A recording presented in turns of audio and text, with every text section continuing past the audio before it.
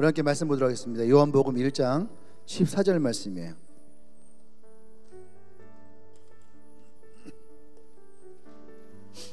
요한복음 1장 14절 말씀, 제가 한 절, 같이 1장 14절 같이 한 목소리로 봉독합니다. 시작. 말씀이 육신이 되어 우리 가운데 거하시며 우리가 그 영광을 보니 아버지의 독생자의 영광이요 은혜요 진리가 충만하더라. 아멘. 말씀 제목 볼까요? 시작.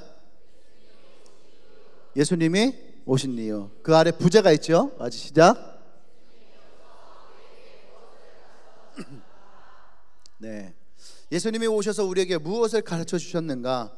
예수님이 오셔서 우리에게 많은 것들을 가르쳐 주셨죠. 그런데 예수님이 오신 이유라고 하는 이 제목 안에서 우리에게 무엇을 가르쳐 주기를 원하셨을까라는 것을 우리가 좀 보기를 원합니다. 할렐루야. 오늘 말씀에 보면은 14절에 말씀이 육신이 되어 우리 가운데 거하심에 라고 되어 있어요. 우리 말씀 띄워줄까요? 네, 말씀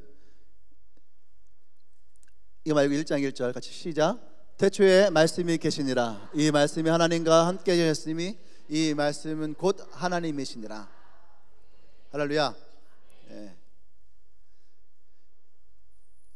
말씀이 육신되어 이 땅에 오셨다라 했는데 그 말씀이 무엇이냐 할 때 1장 1절에서 태초에 말씀이 계시니 이 말씀이 하나님과 함께 계셨으니 이 말씀이 곧 하나님이시니라. 이 말씀이 곧 하나님이시라. 아멘. 예. 근데 이 말씀이 곧 하나님이시라 할 때에 여기서는 이것은 영적인 거였어요. 하나님이 영적인 존재로만 존재했단 말이죠. 그래서 그분이 말씀으로 천지를 창조하셨고, 할렐루야. 그래서 그분 말씀으로 영적인 존재로서 그곳에 계셨거든요. 근데 14절에서 예수님은 더 이상 영적인 존재로만 머물지 않으셨어요. 그분이 어떻게 해요? 이 말씀이 육신으로 우리에게 찾아오셨다는 거죠. 이것이 바로 예수 그리스도예요. 그 다음 말씀 띄워주세요. 자 시작. 그 안에 생명이 있었으니 이 생명은 사람들의 빛이라. 빛이 어둠에 빛이 돼 어둠이 깨닫지 못하더라. 예수님이 그 말씀으로 우리에게 오실 때 그것을 우리는 성육신이라고 합니다. 근데 그분이 이 땅에 오실 때에 그분 안에는 무엇이 있었냐면 생명이 있었다라는 거예요. 단지 육신의 몸으로 오셨기 때문에 생명이 아니라 그분은 그 안에 나와 여러분들을 구원하실 그 구원의 계획에 생명을 가지고 우리에게 찾아오셨어요. 아멘. 그래서 요한복음 8장 10절에서 나는 세상의 빛이라. 그분은 이 땅 가운데에 어둠이었던 사람들에게 빛의 모습으로 우리에게 찾아오셨다는 거죠. 근데 빛이 어둠을 빛이 돼 뭐예요? 어둠이 깨닫지 못하더라. 왜 빛이 어둠을 깨닫지 못했을까? 빛은 어둠을 깨달을 수밖에 없어요. 어두운 곳에 빛을 비추면 그곳은 그 빛으로 인하여서 밝아질 수밖에 없어요. 할렐루야. 우리 강대를 어둡게 한번 해볼까요? 이곳을 한번 어둡게 해보세요. 어두워요. 어둠이 존재하는 거죠. 그렇죠? 어둠은 어둠으로 존재할 수가 있어요. 왜냐하면 이 지구 자체는 어둠이었어요. 암흑이었다고 성경이 얘기를 해요. 근데 그때 이 하나님이 빛이 있으라 라고 말씀하셨을 때에 빛이 이 어둠을 피셨단 말이에요. 물론 내 말은 아니었어요. 하나님 말씀이에요. 할렐루야. 빛이 있으라 말씀하실 때에 어두움은 내가 이것을 받아들여야지 받아들이지 않아야지라고 생각하지 않았단 말이에요. 생각할 수가 없는 존재예요. 왜? 어두움은 그냥 존재했고 그 존재 가운데에 하나님은 빛이 있으라 선포하셨고 그 어두움에 빛이 들어올 때는 어두움의 의사와는 상관없이 빛은 들어오게 됐다는 얘기예요. 그래서 단 한 가지만 이것을 거절한 거예요. 단 한 가지만. 그 다음 말씀 주세요. 단 한 가지만. 시작.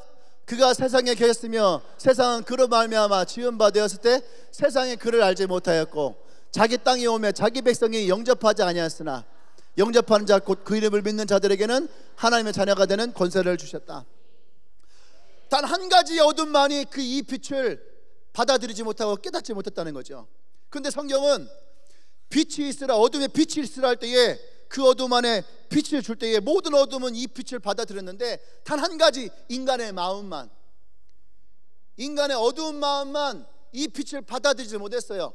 근데 받아들이지 못했다는 표현을 쓰지 않아요. 성경은 깨닫지 못하더라.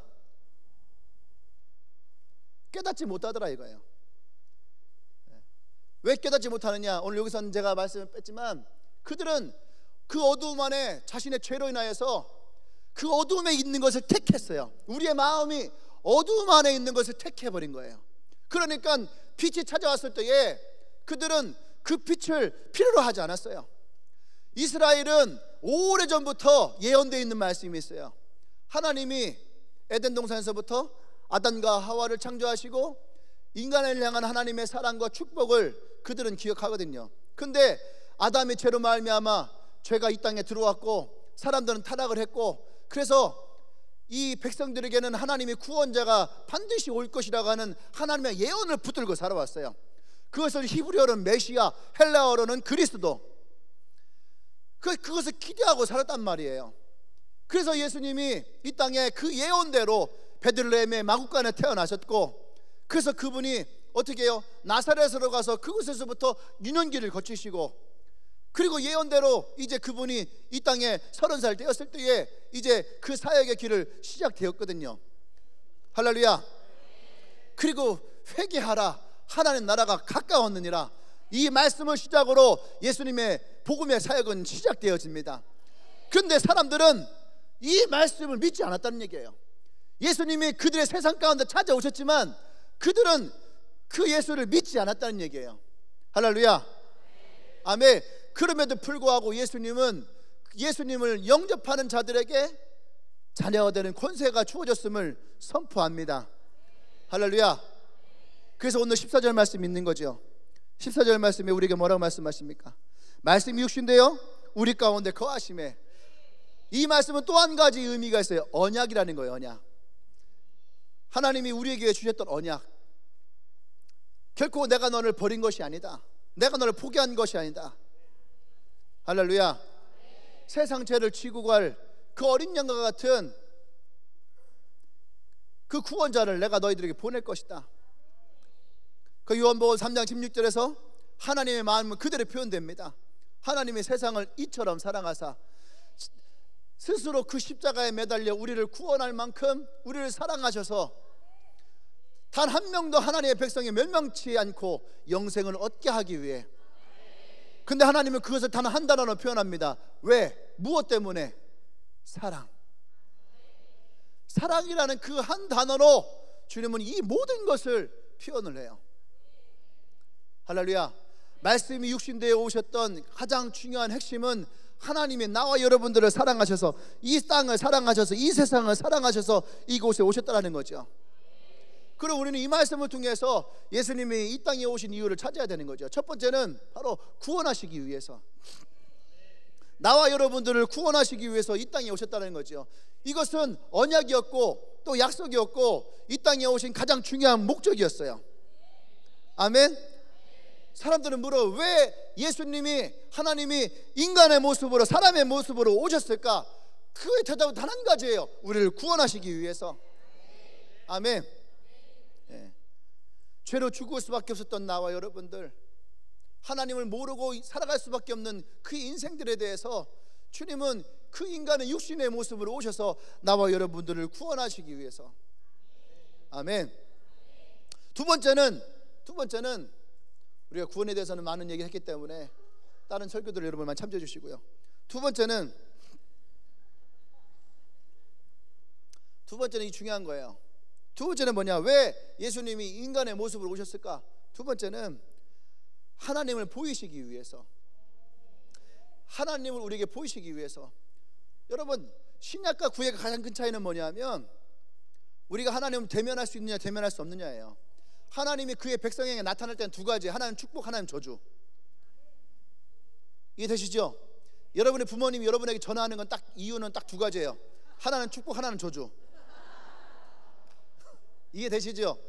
전화해서 딱 전화 올 때에 여러분 딱 느껴지는 거죠. 내가 뭔가 부모님에게 죄를 진 게 있다. 전화 오는 순간 전화를 받고 싶어, 피하고 싶어요?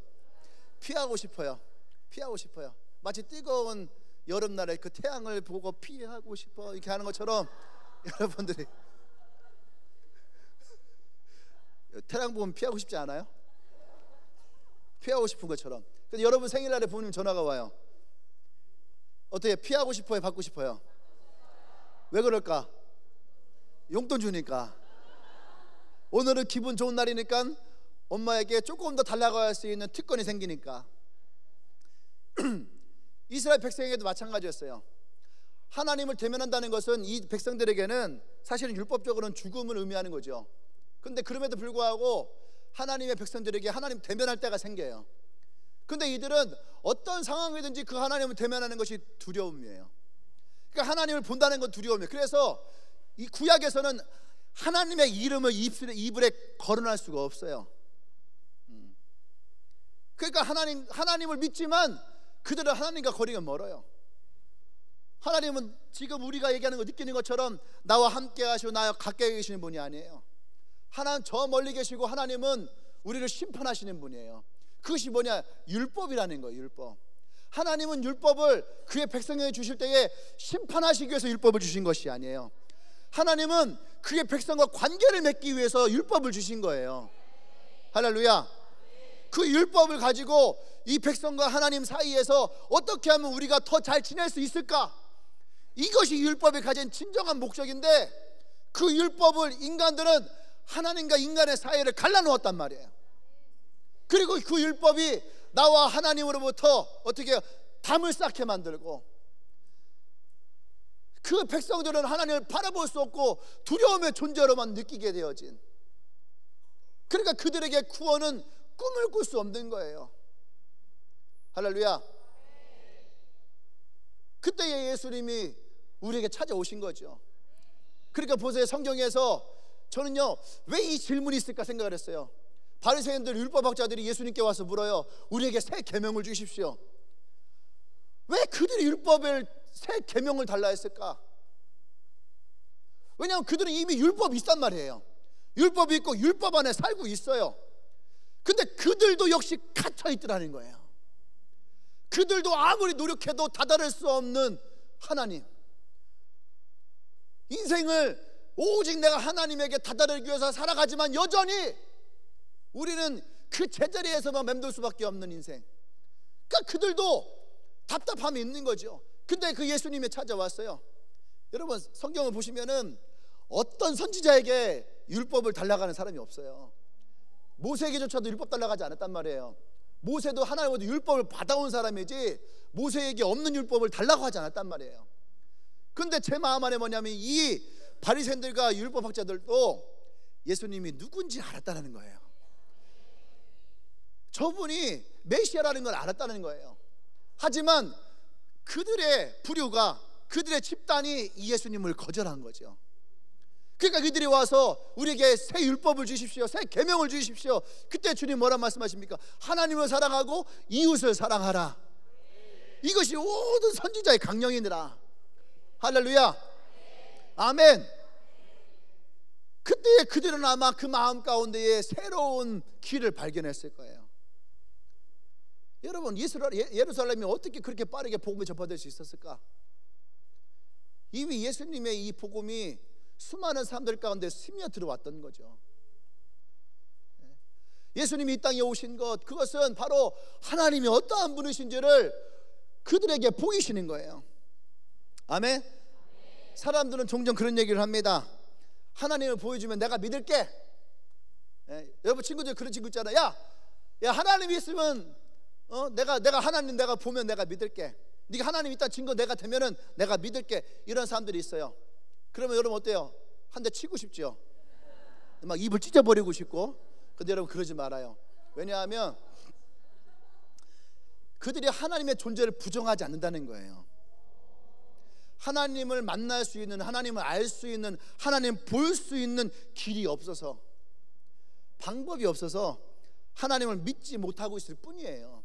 지금 그들의 마음은 그거예요. 내가 하나님을 내가 보면 내가 믿을게라는 말은 내가 지금 볼 수 없어서, 내가 하나님을 만날 수 없어서, 내가 하나님을 알 수 있는 길이 없어서 현재 내가 지금 그 하나님을 믿지 못할 뿐이죠. 그들의 마음에 하나님을 향한 마음이 있다 없다? 있다는 거예요. 실제로 이제 그 문화인류학에서 연구를 보면은 인간이 살고 있는 모든 지역에는요 다 종교가 있다는 거예요. 그러니까 아프리카 오지에도 아마존 파푸아 뉴기니아인가?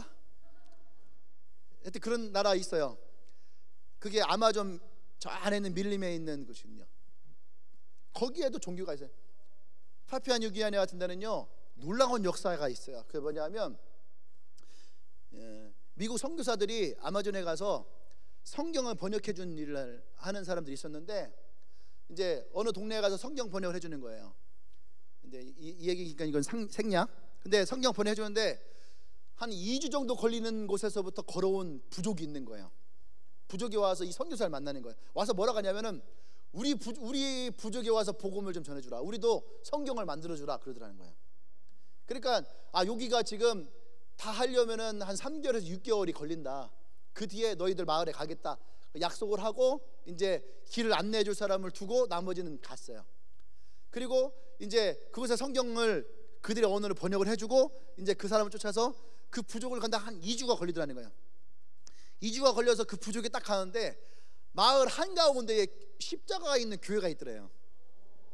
그래서 이 선교사는 나보다 먼저 누가 와서 이 교회 이 동네에 복음을 전하고 그래서 이제 성경을 번역할 사람이 필요해서 나를 불렀는가 보다 하고 간 거예요.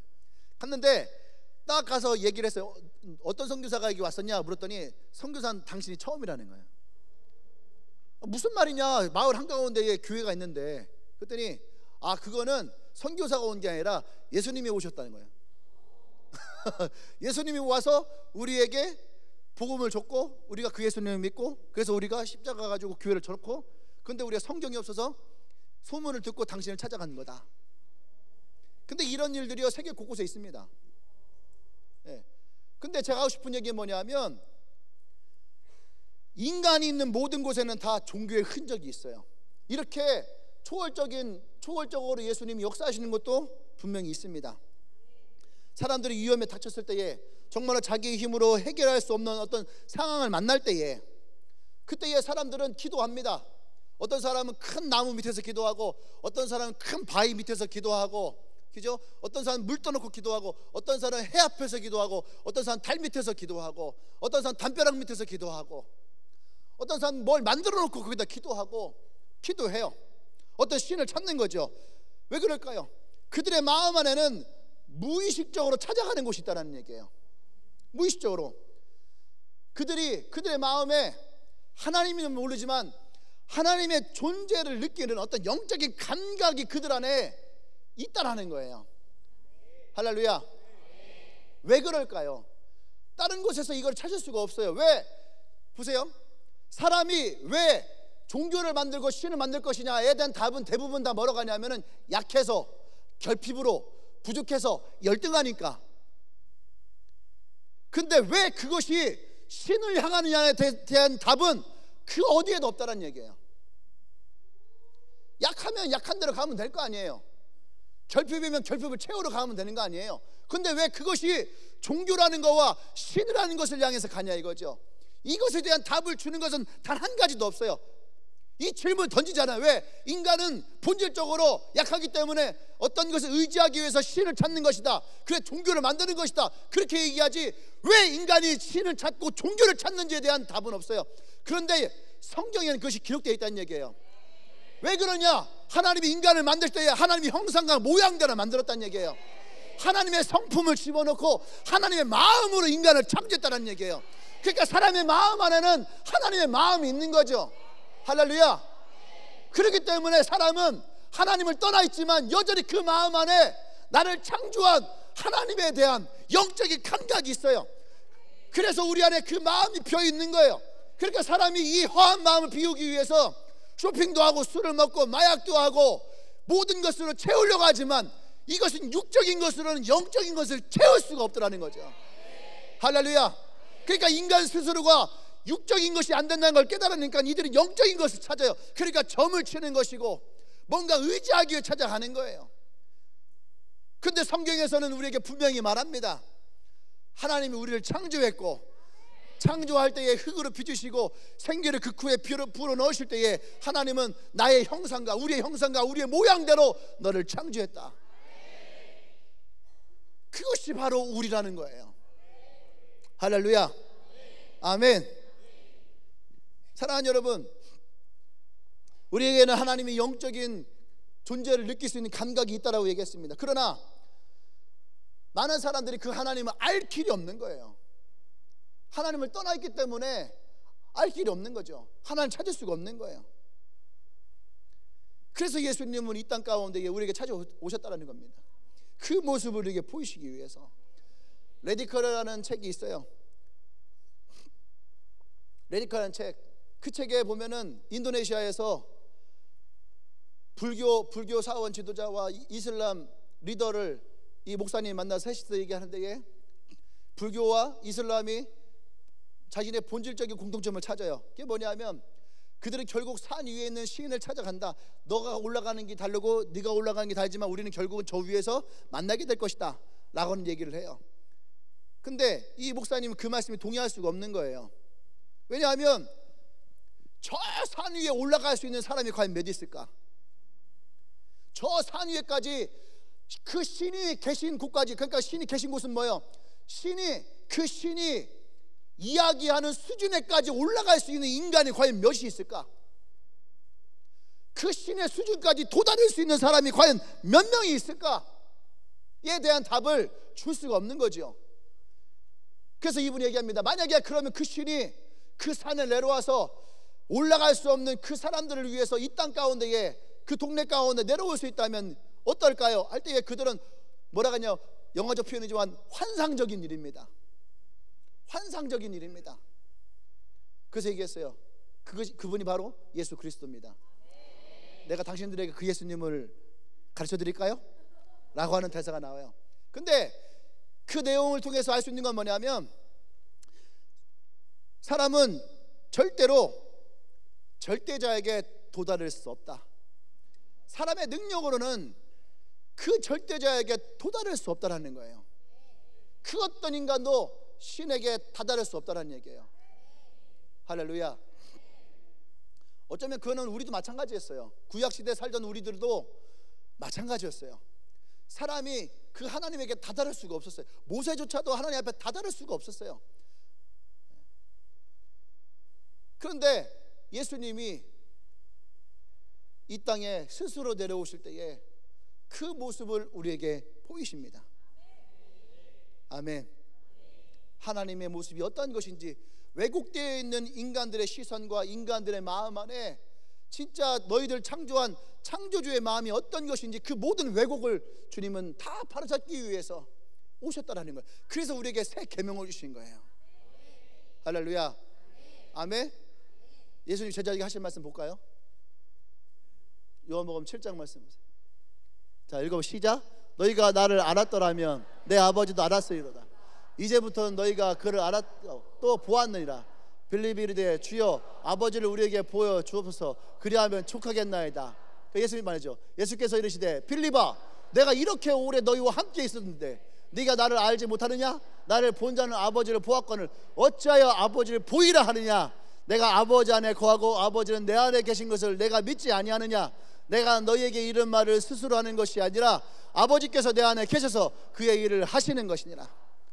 아멘. 할렐루야. 예수님은 나와 여러분들에게 그 모습을 보이시기 위해서 이 땅에 오셨다는 거죠. 이것은 놀라운 일이에요. 아멘.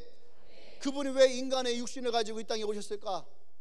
우리를 구원하시기 좋아요. 하지만 이것보다 사실 더 놀라운 것은 그분을 우리에게 보이시기 위해서, 그리고 그분의 마음과 그분의 사랑이 어떠한 것인지를 우리에게 직접 그분이 가르쳐 주시기 위해서. 그 함축이 요한복음 3장 16절이에요. 하나님의 세상을 이처럼 사랑하사 독생자를 주셨으니 이는 저를 믿는 자마다 멸망치 않고 영생을 얻게 하려 하심이니라. 할렐루야. 아멘. 오늘 나와 여러분들에게 이런 주님의 사랑이 있기를 원합니다. 아멘. 세 번째는 왜 예수님이 땅에 오셨을까? 그것은 예수님이 우리에게 진정한 믿음의 길을 가르쳐 주시기 위해서. 진정한 믿음의 길, 요한복음 14장 6절에서 내가 곧 길이요 진리요 생명이니 나를 말미암아 그는 아버지께 갈 자가 없느니라. 자신을 통해서 아버지에게 가는 길이 어떤 것인지를 우리에게 정확하게 가르쳐 주시겠다라는 거예요.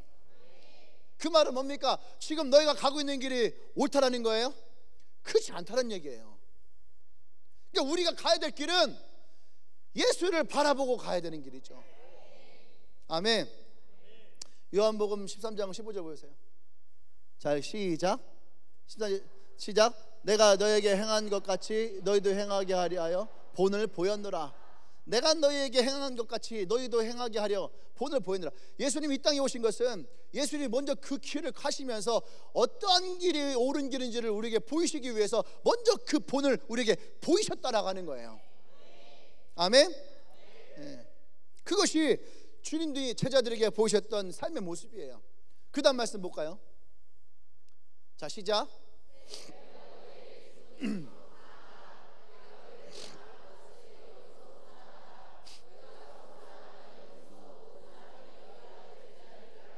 아멘. 하나는 예수님의 삶의 본을 보였다는 것이고, 또 하나는 사랑.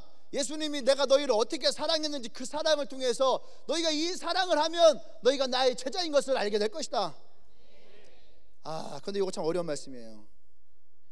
그죠? 우리가 예수님 영접하는 거 좋아요, 쉬워요. 그죠? 예수님 영접합니다. 아멘. 하면은 세상 쉽죠. 그죠? 그분이 말씀의 진리라는 거 인정하십니까? 네, 하면 되잖아요. 그것도 쉬워요. 네, 하면 되니까. 그죠?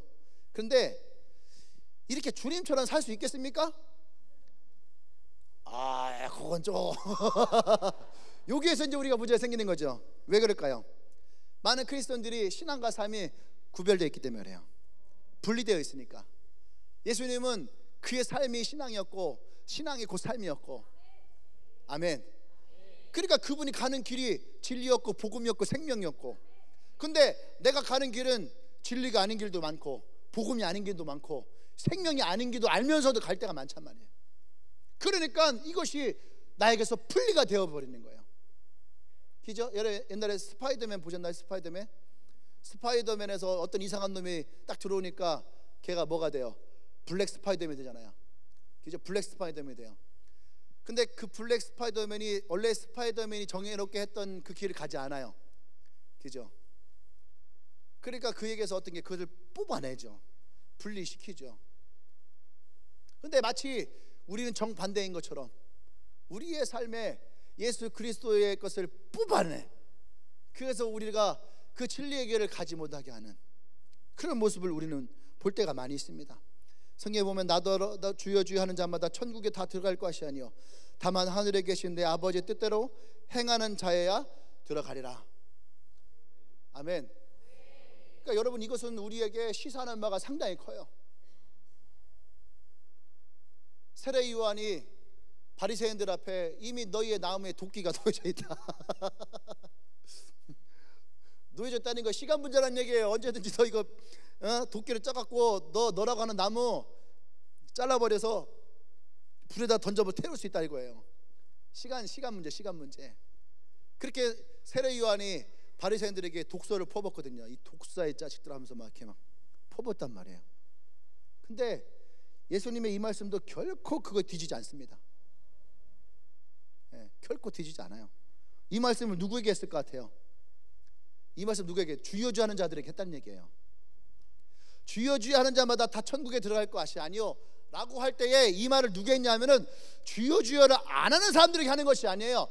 세상 바깥에서 하나님 모르는 사람들에게 가갖고 야 주여 주여 하는 자마다 다 천국에 가는 게 아니야 라는 말을 한 것이 아니라 주여 주여 하는 자들을 모여놓고 이 말을 하신 거예요. 네가 주여 주여 한다고 해서 다 천국에 가는 것이 아니다. 아버지의 뜻대로 행하는 자여야. 할렐루야. 이 말씀이 얼마나 무서운 말씀이겠어요. 이거는 예수님이 하신 말씀인데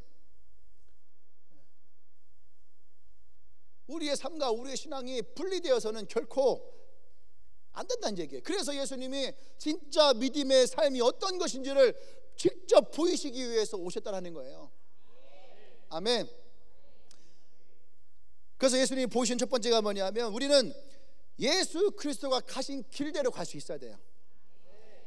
3-1이에요.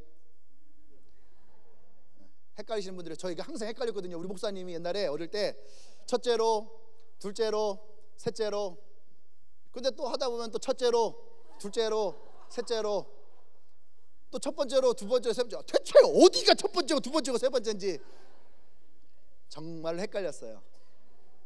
그래서 저는 여러분 배운 사람이기 때문에 3-1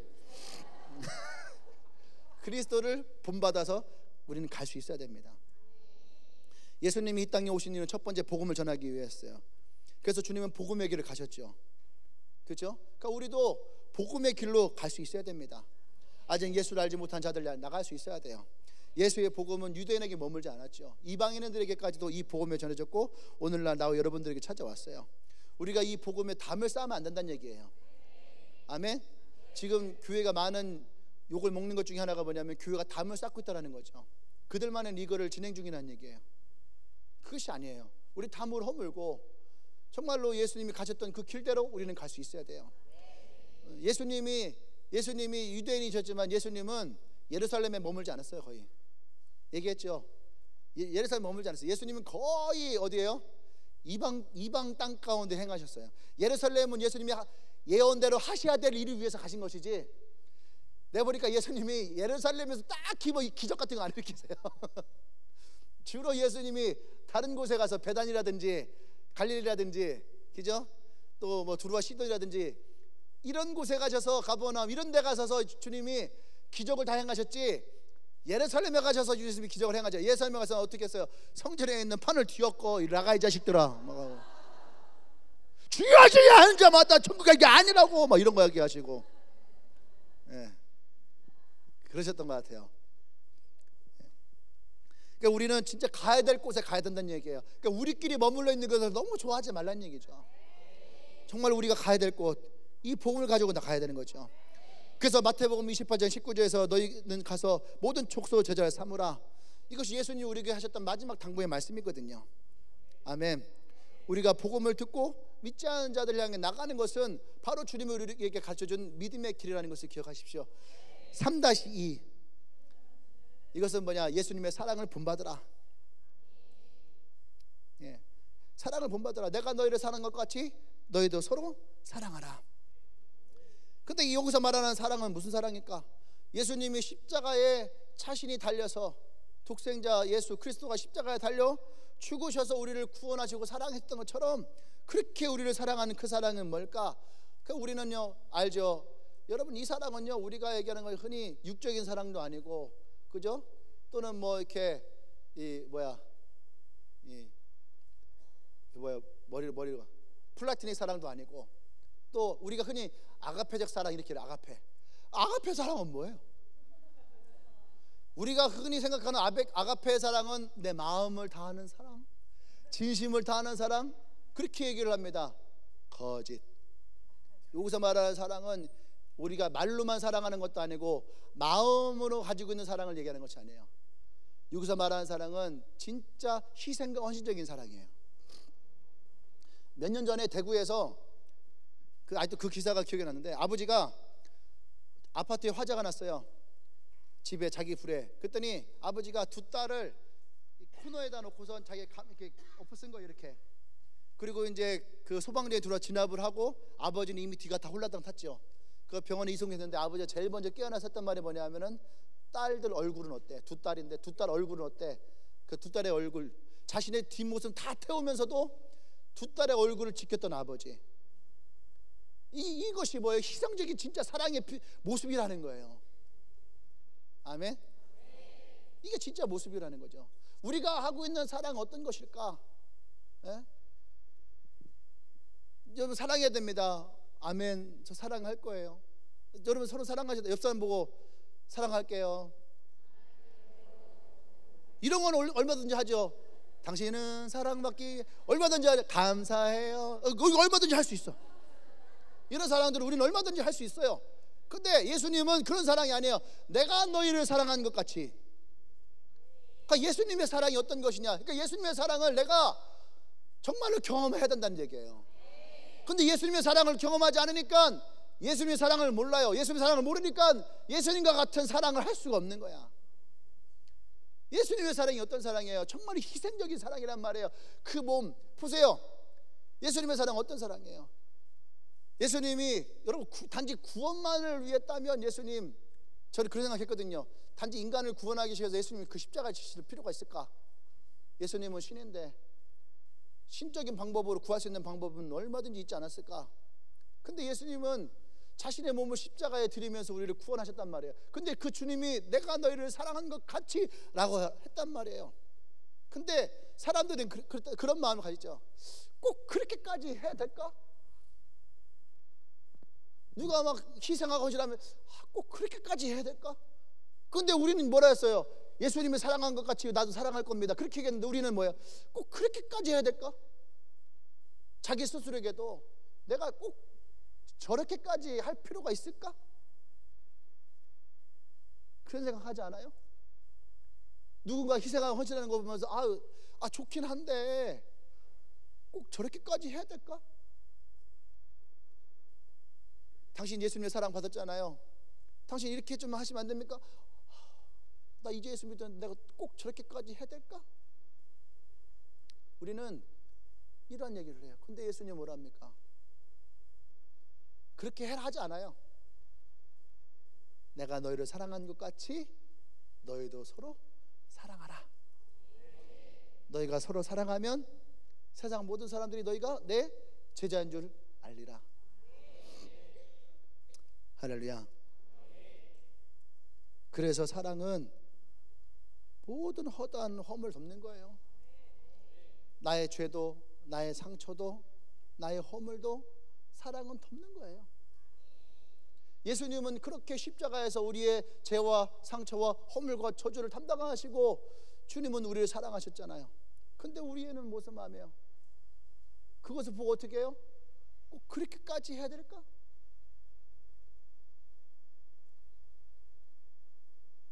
우리는 봐야 되는 거죠. 진짜 내 안에 예수님의 사랑이 있는가? 내가 꼭 그렇게까지 해야 될까? 너 그렇게까지 해야 되겠니? 이런 것 꼭 그렇게 했어야만 되겠니?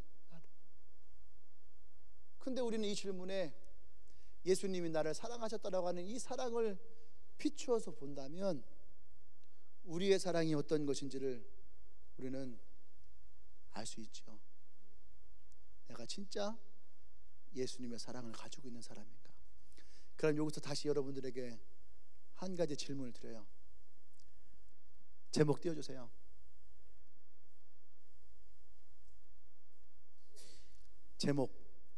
제목 예수님이 오신 이유. 근데 예수님이와 오신 사이에 이거 V표를 놓고 한 글자 한 단어를 넣어야 됩니다. 나에게.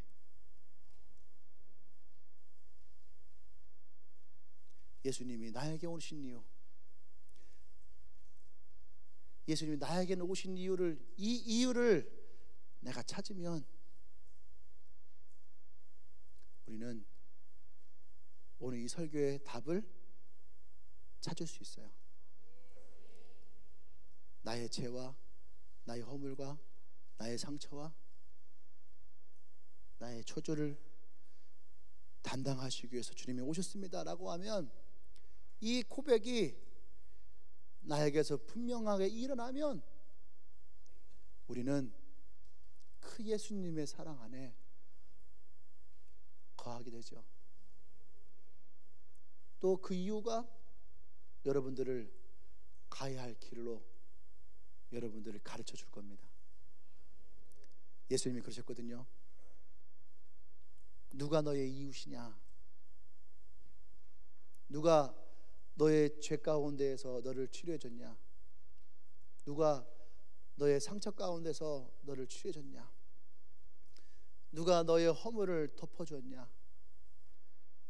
누가 너의 약함을 도와 주었냐?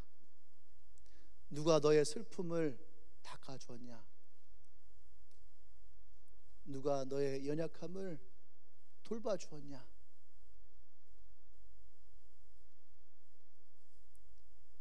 이 답을 찾으면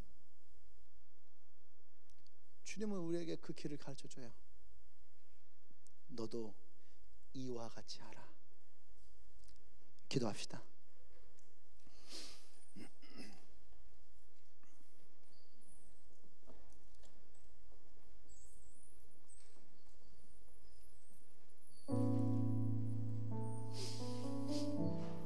이 마지막 질문을 여러분들이 가슴에 품으세요. 예수님이 나에게 오신 이유, 그 예수님이 오늘 나에게 오셔서 무엇을 말씀하고 계신가?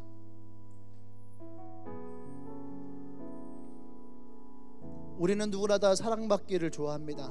우리는 누구나 다 그 사랑 안에 있기를 원하고, 우리는 누구나 다 그 사랑이 풍성하기를 원해요. 근데 그 주님의 사랑은 우리에게 말씀하시거든요. 내가 너의 죄도 나의 사랑으로 용서했고, 내가 너의 허물도 나의 사랑으로 덮었고, 내가 너의 상처도 나의 사랑으로 치유하였고, 내가 너의 연약함도 나의 사랑으로 돌보았다.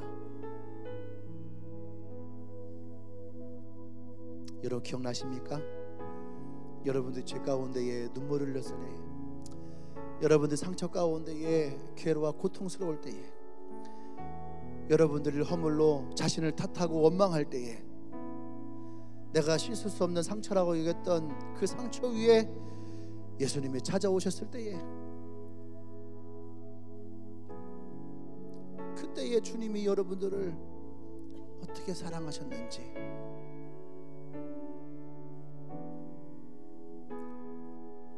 주여 주여 하는 자마다 다 천국에 들어갈 것이 아니요, 그것이 아니에요. 오늘 우리의 문제는 천국의 문제가 아니에요. 주여 주여 한다 해서 다 그리스도인이 아니고, 주여 주여 한다 해서 다 교인이 아니에요. 정말로 내가 예수 그리스도의 사랑 안에 젖어 있느냐 이거예요. 여전히 나는 사랑에 빚진 자냐 이거예요. 여전히 나는 그 주의 사랑 앞에 그 사랑을 갈구하고 있는 자냐 이거예요. 그래야지 그 주님이 오늘도 나에게 필요한 거고, 오늘도 그 주님의 사랑이 오늘도 나에게 유효한 것이고, 그 주의 사랑이 오늘도 나를 힘을 주는 것이고, 그 주님의 사랑이 오늘 나를 회복케 하고, 그 주님의 사랑이 오늘도 나를 용기를 주고, 그 주님의 사랑이 오늘도 나를 구원 안에 이끌어가는 거예요. 오늘 시간에 우리가 기도할 때에 그 주님의 이유, 나를 살게 하신 그 주님의 이유 가운데에 우리가 고백하며 감사하며 그 은혜 가운데 젖어들기를 원합니다. 할렐루야. 내가 하나님의 그 사랑에 빚진 자임을 다시 한번 고백하며 나가기를 원합니다. 할렐루야. 기도합니다.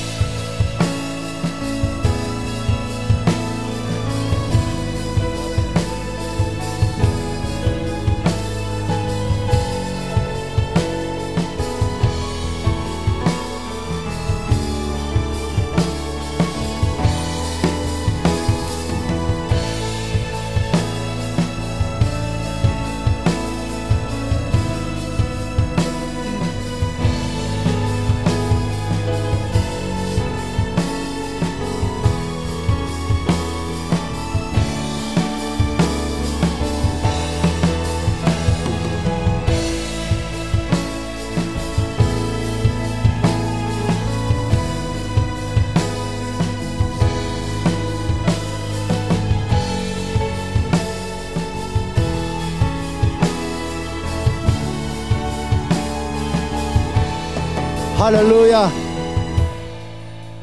이 첫 번째 기도는 하나님을 향한 기도예요. 근데 예수님은 두 번째 기도도 말씀하십니다. 이웃을 향한 사랑. 주님 우리에게 말씀하십니다.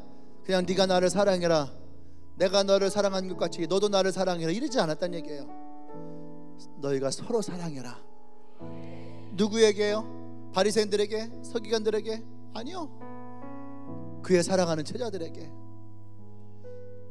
그의 살을 내어주고 그의 피를 나누어준 제자에게, 그들을 사랑한 제자, 그를 은삼십냥에 팔아먹은 제자에게, 그를 3번 부인하고 저주한 제자에게, 그를 의심했던 제자에게, 그를 버리고 도망갔던 제자들에게, 그 제자들에게 주님은 서로 사랑하라. 너희가 진짜 내 제자인 걸 알고 싶으냐? 그러면 너희가 서로 사랑해라. 그것이 교회예요. 이것이 깨어지면 그건 교회가 아니에요. 나와 하나님을 향한 것은 신앙이에요. 교회가 없어도 가능한 거야.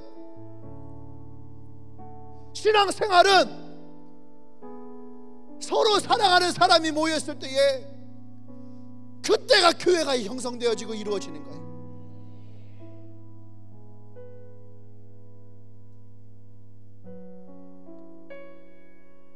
기도합시다. 옆 사람 손을 잡고 기도하지 않을 거예요. 손을 잡지 말고 기도해요. 그리고 우리가 사랑하면 고백하십시다. 손을 잡은 모습으로, 형식으로 사랑이라 말하지 말고 내 마음을 담아서, 내 가슴이 찢어질 것 같은 그 마음을 담아서 사랑하는 것이 사랑이고, 내가 희생하고 헌신하는 것이 사랑이라면 우리가 오늘 그 사랑을 고백하고 그러한 교회를 세워나가길 원합니다. 할렐루야! 기도합니다.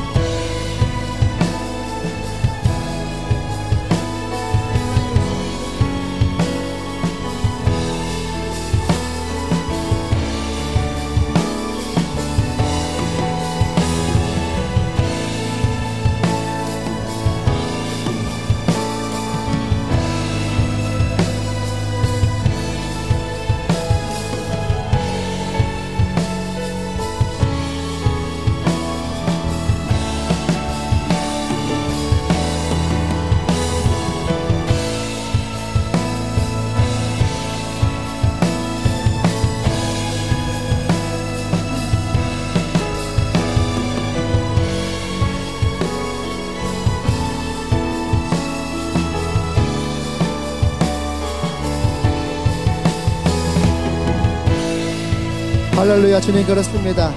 우리가 하나님을 사랑하고 이웃을 사랑하며, 오늘 주님께서 우리에게 육신의 모습을 가지고 오신 진정한 이유를 우리가 더 찾아갈 수 있도록 우리를 인도하여 주시옵소서. 하나님을 사랑하고 이웃을 사랑함으로, 서로 사랑함으로 진실한 하나님의 사랑을 이뤄나갈 수 있는 그런 공동체가 되어지도록 주님 기름 부어 주시옵소서. 예수님의 이름으로 기도합니다. 아멘. 할렐루야.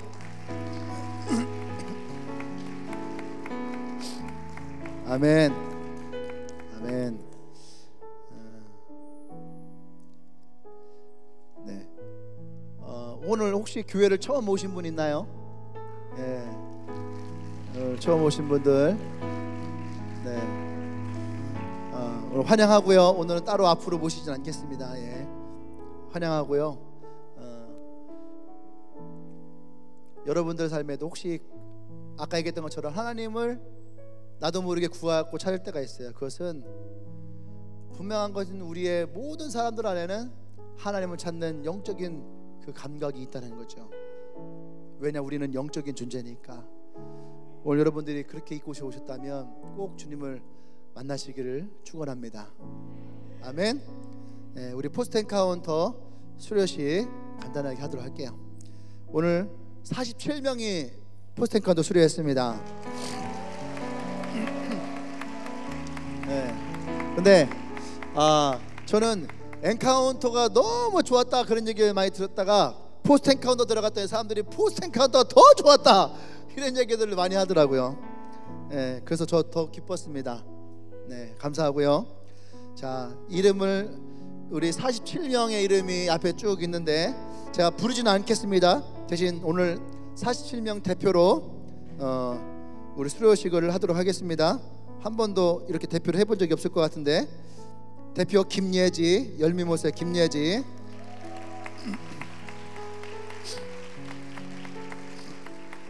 앞으로. 네. 올라. 네. 자, 수료증 김예지. 본 성도는 포스트 엔카운터 과정을 성실히 수행하여 예수님의 제자 주님의 교회 리더가 될 자격이 주어졌음을 이 증서를 수행합니다. 대전 주님의 교회 목사 황성진. 축하합니다. 네. 자, 뒤돌고 인사. 네, 자리에 들어가시고. 잠깐만 나오시고, 우리 47명 다 앞으로 나오실까요? 다 같이 앞으로. 네, 여러분들의 수료는 여러분 셀에서 이따가 할 거예요. 여러분 또 리더분들 오늘 좀 시간이 늦었다고 너무 서둘러서 막 하지 말아요. 밥도 좀 천천히 여유 있게 먹고, 아셨죠? 셀 모임도 좀 천천히 여유 있게 시작하시고, 차도 한잔 하고 바나나 라떼도 한 잔씩 먹으시고. 어제 예식장 갔다 오면서 바나나가 상당히 많이 남았어요. 그래서 오늘 여러분들 특별한 바나나 라떼를 준비했다고 합니다. 그러니까 여러분들 너무 급하게 먹지 말아요. 천천히. 네, 아시죠? 네. 살짝 이렇게 겹쳐서 쓰셔도 됩니다. 남자들 센스 있게 뒤로 갔으면 참 좋았을 건데, 남자들 센스가 별로 없어갖고 자매들 앞으로 오시고, 예, 그때 쓰시고, 네, 네. 넓게 이쪽으로 오셔도 되는데, 예. 넓게, 예. 자, 좌로 3보, 좌로 3보, 왼쪽으로 세 발짝만 가주세요. 네, 감사합니다. 네, 우리 47명의 포스트 엔카운터 수료하신 분입니다. 우리 차렷 인사.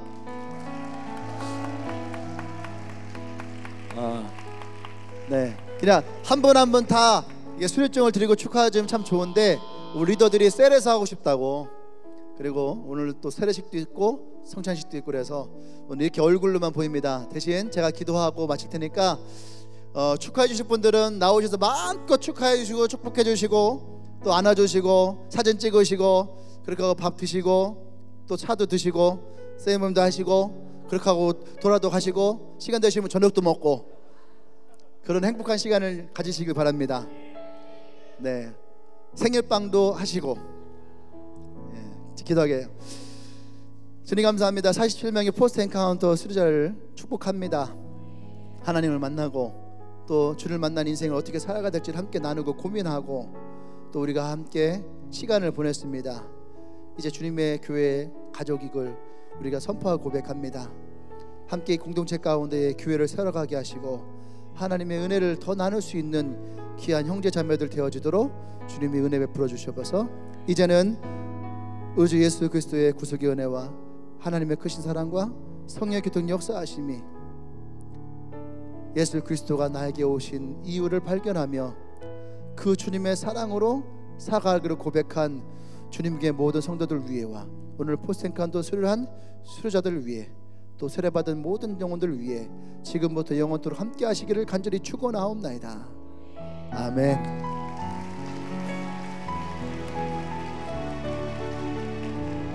자, 나오